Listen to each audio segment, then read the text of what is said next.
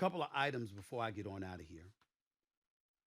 One has me sad.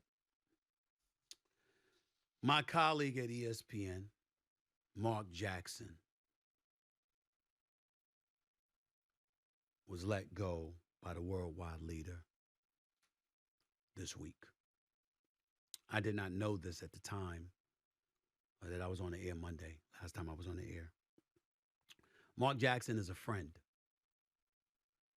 I'm cool with Jeff Van Gundy as well, along with a plethora of others, obviously Jalen Rose and various others, but I'm from Hollis, Queens. Mark Jackson's from that Murdoch area. He played ball at O'Connell Park. I tried to play. He starred at St. John's. I tried to do something. He was a rookie of the year in the NBA. I wasn't gifted enough to make it to the NBA. Mark Jackson is a brilliant basketball mind, an accomplished player, an elite and cerebral point guard, and an even better man. I'm incredibly sad that he was let go. But I wasn't surprised once I started reading the reports, and I'm not saying that it had anything to do with it, but you had a lot of people that were saying when Jeff Van Gundy was let go, why isn't Mark Jackson like Mark Jackson can't stand on his own? Jeff Van Gundy can't stand on his own. Jeff Van Gundy and Mark Jackson called plenty of games without one another throughout their careers at ESPN. So I believe in Mark Jackson. I believe he's an elite basketball analyst who definitely should land on his feet. But the reason I'm sad is because I'd be lying if I said I wasn't concerned as to whether or not he'd get the opportunity to do so. Ladies and gentlemen, Mark Jackson should have been a head basketball coach in the National Basketball Association for years now.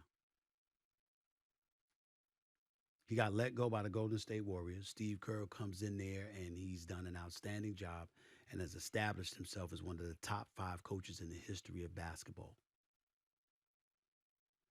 Steve Kerr is also somebody who inherited a foundation built by Mark Jackson. And for me, I've seen too many coaches in the National Basketball Association get second chances. Why hasn't that happened for Mark Jackson?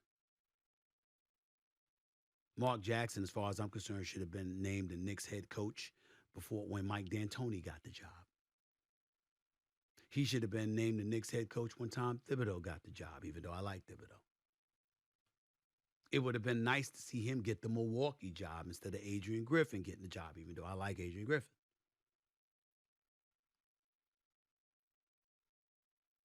Billy Donovan won 2 national titles at Florida. He goes to Oklahoma City. Damn good coach, can't get it done, gets the job in Chicago. I'm seeing coaches in a lot of different places. And if they don't remain as coach, they get elevated. Brad Stevens, 7 years, fantastic coach in Boston, never able to get them to the finals.